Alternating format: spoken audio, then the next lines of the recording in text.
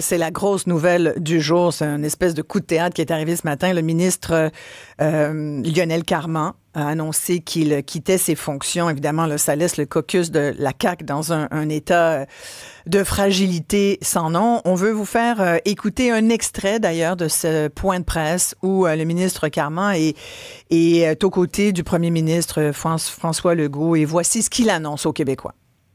Après une réflexion sincère et beaucoup de discussions avec mes proches, j'ai pris la décision déchirante de quitter mes fonctions de ministre. Les dernières semaines ont été difficiles et m'amènent aujourd'hui à recentrer mes priorités. Je fais le choix de ma famille, la famille que nous avons construite, mon épouse et moi. C'est sûrement pas facile de quitter des dossiers qui me passionnent, mais je crois que c'est la bonne décision pour moi et les miens. Et ça arrive dans la foulée de la publication d'une lettre dans Le Devoir de la fille de Lionel Carman, Laurence Carman, en fait, docteur Laurence Carman, où elle parle d'un système de santé profondément brisé, où elle dit, moi, je suis une jeune médecin spécialiste, j'ai eu mon diplôme au cégep en 2012, j'ai étudié pour devenir médecin, 1 année de pré-med, 4 années de médecine, 5 années de résidence, 3 années de fellowship, est allée même étudier en Ontario pour accueillir, depuis les 3 dernières années, une expertise spéciale, là, vraiment, pour soigner in utero les bébés malades. Donc, c'est vraiment une jeune médecin spécialiste là, qui est très, très, très spécialisée. Et là, elle dit, on m'a offert d'y rester pour une carrière universitaire, mais je suis revenue par amour pour ma province. Et là, ben, ça devait faire des dîners de famille pas le fun chez les Carman. Là. Sa femme aussi, Lionel Carman, est médecin. Donc, ça a beaucoup ébranlé le premier ministre du Québec, je dois vous le dire. Je regardais le point de presse et voici ce qu'a dit François Legault, qui était exceptionnellement, c'est rare que ça arrive, mais là, il était aux côtés de son ministre. Lionel, d'abord, je veux vous dire, Lionel Carman, c'est un homme d'une valeur exceptionnelle. Et je le connais depuis longtemps. Et je connais sa famille. Et je comprends le déchirement qu'il vit actuellement avec sa famille. Et dans la vie, il faut toujours choisir d'abord sa famille. Il y avait le moton, là, François Legault, dans la gorge. Là. Quand il dit Lionel, là, puis on l'entend jouer avec ses papiers parce que c'est nerveux. Là, puis c'est un engagement depuis 2018 de la part de Lionel Carman, mais c'est depuis plus longtemps. C'est une amitié aussi. Et là, c'est une amitié qui montre que, ben là, il a choisi sa famille. Ce que comprend François Legault, c'est vrai qu'on devrait toujours choisir sa famille, peu importe. Mais dans ce cas-ci, c'est aussi une façon de... C'est quand même une gifle pour la CAQ. On va en parler avec le docteur Gaétan Barrette, qui a été ministre de la Santé et des Services sociaux. On s'en souvient de 2014 à 2018, qui a été aussi président de la Fédération des médecins spécialistes du Québec pendant 8 ans, qui est commentateur chez nous. Merci d'être là, Gaétan. C'est toujours un moment particulier quand ça arrive. Là, c'est effectivement très... Bon, c'est politique, mais c'est très émotif aussi. Quand tu as eu cette nouvelle, comment tu as reçu ça tout à l'heure? Ben moi, personnellement, j'étais pas surpris parce que Lionel, il subissait beaucoup de pression de ses collègues, non pas au caucus, mais dans le milieu de la santé. Comme tu l'as dit, Isabelle, François Legault et Lionel Carman ont été littéralement des voisins là, pendant 25 ans. Là. Ouais. Et ça fait des années là, qu'ils se connaissent. Là. Et ce sont des amis dans la vraie vie. C'est la même chose, les conjoints, tout ça, les enfants ont été dans le même groupe d'âge. Alors, c'est une situation qui est, je te dirais, là, 1% politique et 99% personnel. Alors, Lionel là, Carman, il subissait beaucoup de pression parce que c'est un médecin spécialiste. Il est dans un gouvernement qui a déposé une loi, puis une loi spéciale que les médecins spécialistes et les médecins de famille considèrent comme étant une agression. Puis là, je ne commenterai pas là-dessus, là, c'est pas ça qui est l'enjeu. Alors, il y avait beaucoup de pression. Et je pense que la goutte qui a fait déborder son vase, c'est non pas la lettre de sa fille, qui est médecin, qui est hyper formée, là, qu'il faudrait pas perdre, ouais. Mais le fait que ça a un impact là, sur elle, aujourd'hui, ça peut avoir un impact sur sa carrière. Et là, je pense, et je ne lui ai pas parlé aujourd'hui, là, je pense qu'il a fait le choix de sa famille, comme il dit, mais particulièrement pour sa fille, parce que si elle a une carrière, ben une carrière dans le monde académique au Québec aujourd'hui, quand tu portes le nom de Karma, c'est des fois peut-être un petit peu difficile. Alors là, donc c'est à cause de sa fille, c'est bien ce que tu dis, c'est à cause de sa fille qu'il a pris cette décision. C'est lui aussi. Écoute, là, moi, je peux te dire que je le sais, là, parce que je connais bien les gens qui sont dans son cercle. Il subissait des pressions immenses. Maintenant, il peut les prendre, il peut les absorber. Sa conjointe était pas contente, on peut la comprendre, parce que tous les médecins spécialistes sont fâchés. Et sa fille, là, il avait vu la lettre, mais il ne savait pas qu'elle allait être publiée. Elle a été publiée. Et là, je pense que ça a été pas le coup de grâce, mais le coup qui a fait en sorte qu'il a décidé d'arrêter parce que les conséquences étaient trop grandes. Autrement dit, là. Ouais. Il était capable de le prendre encore, mais là, c'était trop, là, dans sa vie personnelle et familiale. Voilà, donc ça a fini par être sa fille, finalement, c'est bien ce que je dis. Non, mais tu sais, on se dit les vraies affaires. Jusqu'à maintenant, il avait résisté aux pressions, même de sa conjointe. Mais là, quand c'est ton enfant qui te dit, hey, regarde, papa, là, ça a juste plus de bon sens, cette affaire-là. Ton gouvernement, puis toi, il devait y avoir ce genre de discussion. François Legault, très affecté, là aussi. Je pense pas qu'il y avait des conflits avec sa fille, là. C'est pas ça. Oui, non, mais je comprends ce que tu dis. Ouais, juste à un moment donné, là, quand le verre est plein. Ben oui. Et dans son cas, il était plein. Ouais. Alors, nonobstant le fait aussi qu'il y a peut-être une fatigue de ces dossiers. Moi, j'ai des gens, moi, je suis beaucoup le dossier de la DPJ, puis il y a des gens qui le suivent aussi, puis il y a des gens qui m'ont dit, Carmen est parti, j'aurais aimé que cet homme qui choisit aujourd'hui sa famille comprenne l'importance pour les enfants de la DPJ d'en avoir une, eux aussi, de famille. Je trouvais que c'était un bon commentaire. Alors, tu sais, il traîne des dossiers où il n'a pas toujours été glorieux. Je pense que tu peux être un très, très excellent neuropédiatre, mais tu n'es pas forcément un bon politicien qui est capable de gérer des fonctionnaires, tu sais, qui des fois t'aident pas, là. Fait que ça, c'est une chose. On a entendu François Legault, parce que François Legault n'a pas voulu répondre aux questions dans le point de presse de la démission de Carman, mais il a réagi il y a quelques minutes en disant, bon, je m'attendais à ce que les médecins soient émotifs. Il a dit ça comme ça. Il dit, je ne coupe pas d'argent. Ça, c'est important, hein, Gaétan, parce que depuis les dernières heures, depuis les derniers jours, là, on entend... Hier, j'avais un médecin qui me disait, moi, je vais perdre 55% de mon salaire. J'avais beau lui dire, docteur, je vous rassure, prenez votre pilule comme... Ça n'arrivera pas, là. Vous n'allez pas perdre la moitié de votre salaire. Mais lui, il avait fait son programme Excel, il avait rentré les données qu'il y a dans le projet de loi 2, puis il est convaincu que si la tendance se maintient, il va perdre la moitié de son salaire. Donc, il a rempli les papiers pour aller en Ontario. Il y en a plusieurs. On parle d'une couple de centaines de médecins qui seraient prêts à partir. Là, François Legault a dit « Je ne coupe pas d'argent ». T'en penses quoi, Gaétan? Mais c'est pas vrai. Mais non, c'est pas vrai, là. Puis je vais résumer la situation. Vas-y.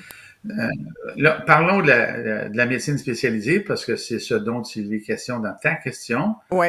Le gouvernement, là, il fait une ponction qu'il dit vouloir redonner moyennant qu'on atteigne des objectifs. Mais il fait plus que ça. Il fait une ponction et il dit vouloir négocier comment ça va être redistribué. Alors, je t'explique. Si tu fais une ponction de 10 millions de dollars dans l'Association des gynécologues, si le 10 millions revient sous une autre forme dans l'Association des gynécologues, c'est tel que tel. Si tu ponctionnes 10 millions dans l'Association des gynécologues, mais tu en envoies 5 dans l'Association des pédiatres, ben il y a une perte. Ça, c'est la première chose. Mais ce que fait Christian Dubé, c'est aussi un remaniement des tarifs. Tu as entendu parler, comme tout le monde, de l'histoire des suppléments de première consultation. Bon, ce tarif-là va disparaître. Alors, je recommence mon exemple. Tu fais une ponction de 10 millions dans l'Association des gynécologues.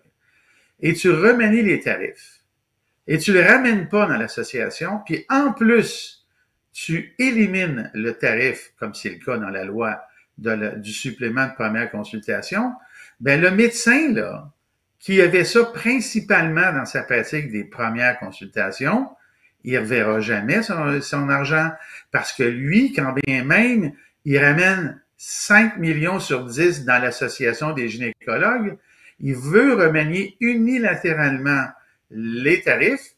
Alors, le médecin qui a une pratique principale de première consultation, il ne verra jamais le retour du 5 millions. Ce médecin-là peut perdre 40, 50, 45, 35 de sa rémunération. C'est simple, je pense, à comprendre.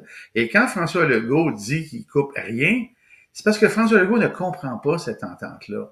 Et Christian Dubé, avec son conseiller Stéphane Bergeron, ne réalise pas les affaires. Puis je vais te dire pourquoi c'est comme ça. Parce que tu as actuellement 3 personnes qui ne connaissent pas la médecine spécialisée, le premier ministre, le ministre de la Santé et le sous-ministre qui est responsable de toute cette chorégraphie-là, cette architecture-là, qui est un médecin de famille, qui était avant dans le privé, dans la gestion d'une clinique d'esthétique. Bon. C'est correct là qu'ils ne comprennent pas, mais à un moment donné, il faudrait qu'ils écoutent ce que les gens disent en avant. Là. Ouais. Alors, est-ce qu'il est possible que des médecins perdent 30-40% de la rémunération? Oui, ça ne sera pas tout le monde. Mais il y en a qui vont être touchés, c'est certain. Mais est-ce qu'on peut dire, Gaétan, que c'est pas le but non plus? Je pense que si François Legault demande aux Québécois, êtes-vous d'accord qu'on ponctionne le salaire de nos médecins? Les gens vont dire, ben non, c'est pas ça qu'on veut. Je pense que le but, c'est vraiment que tout le monde puisse avoir accès à des soins. Moi, je suis même pas que tout citoyen québécois ait un médecin de famille. Sincèrement, je suis même pas là, moi. Perso, tu sais, j'en ai pas vraiment de médecin de famille. Je veux juste avoir accès à un médecin si je suis malade. Je pense que la plupart des Québécois, c'est comme leur demande de base. Yeah. Alors, mais de dire, ben oui, puis c'est le moins, c'est la moindre des demandes. Mais quand on nous dit, mais en même temps, tu sais, ça fait longtemps qu'on sait que François Legault estime que les médecins ont trop eu sous les libéraux de M. Couillard, Dr Couillard, puis qu'il veut aller chercher, on disait à l'époque, 1 milliard dans le salaire des médecins. Bon. C'est sûr qu'à un moment donné, il y en a qui vont peut-être, il va falloir soit qu'ils fassent plus d'actes, qu'ils prennent plus de patients, s'ils veulent garder le même montant de rémunération. Est-ce juste, là? Il y a quand même cette espèce d'équation-là. Oui. On veut qu'il se passe quelque chose. Je suis tellement content que tu prennes cet exemple-là parce que il y a un élément dans la loi. On s'entend, là, tout le monde a compris que les médecins sont payés à l'acte. Hein? Ouais. Donc, un médecin qui fait plus d'actes va gagner plus. Puis un médecin qui fait moins d'actes va gagner moins. Alors, il y a dans la loi, on appelle ça une annexe financière. Là, c'est l'évolution des enveloppes dédiées aux médecins avec le temps. Alors, en 23-24 et 24-25, l'enveloppe des médecins spécialistes est passée de 5,1 milliards de dollars à 5,375. On va dire 5,4. 5,1 à 5,4. Ah, combien de temps tu dis? À l'acte en 2 ans. Okay. Alors, ils en ont fait plus. Alors, quand François Legault suggère qu'ils n'en font pas assez, puis qu'ils veulent, ben regarde, c'est parce que leur chiffre à eux écrit dans la loi le montre. Les médecins de famille, eux autres, c'est le contraire.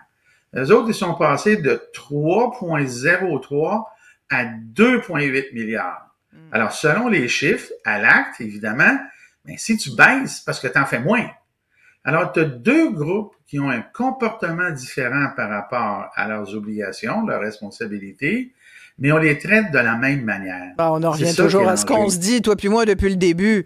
Comment ça se fait qu'on a les 2 fédérations de médecins dans la même discussion? Est-ce qu'il nous reste très peu de temps, Gaétan, mais tu sais, il y a encore, moi j'entends souvent les fédérations de médecins, il y avait le docteur Vincent Oliva là, qui aujourd'hui sortait, parce que là, ils s'en prennent à la loi, au projet de loi P2, puis ils la contestent.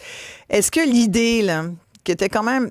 Moi, ça me paraissait intéressant, là, une espèce d'arbitrage non exécutoire. C'est-à-dire, on va en arbitrage, on demande à un arbitre de statuer, mais on n'est pas obligé de prendre ses recommandations puis de les appliquer. C'est ça que ça veut dire. Ça nous aurait comme aligné sur des pistes de solutions, non? Écoute, j'en ai une meilleure que ça, Isabelle, tu vas l'aimer.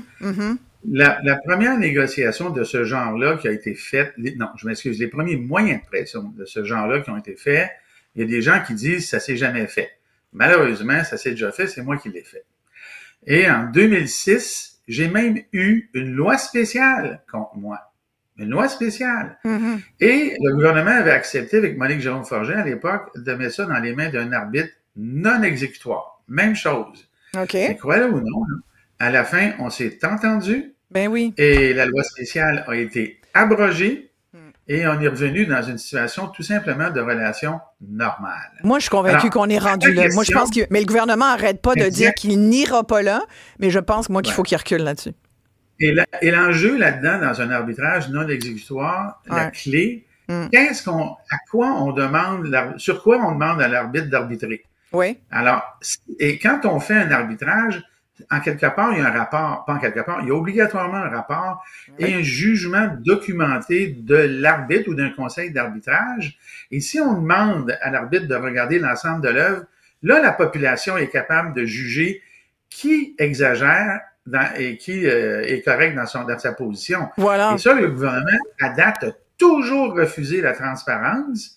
Et on se retrouve là. Alors que si on faisait ça, ça s'est fait. Il n'y a pas eu de drame. Ça s'est réglé. Puis aux dernières nouvelles, là, jusqu'à aujourd'hui, en 2025, depuis 2007, ça allait bien. Voilà. Ben, merci beaucoup, Gaétan Barrette. On aura l'occasion d'en reparler. Docteur Gaétan Barrette, commentateur aujourd'hui de l'actualité santé, ex-ministre de la Santé. On va poursuivre sur le dossier des médecins. On va justement parler à quelqu'un qui est propriétaire de cliniques privées. Beaucoup de Québécois vont se faire soigner au privé. On va prendre vos commentaires et on va vous lire, bien sûr, tout de suite après ceci. Restez là.